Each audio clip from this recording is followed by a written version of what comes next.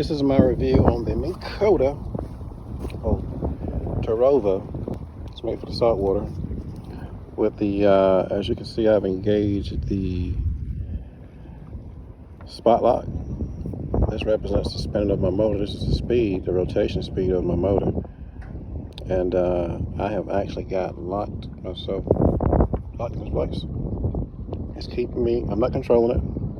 It's doing this on its own. And it's using this little puck right here to lock in the satellite positioning. Yep.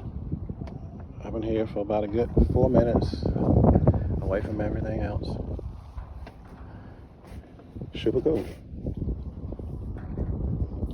And also, I wish that they would integrate the Garman with the Minnkota. You can only get the Hummingbird with it, to integrate with it. I didn't know until after I got the fact, but Garman is Garman.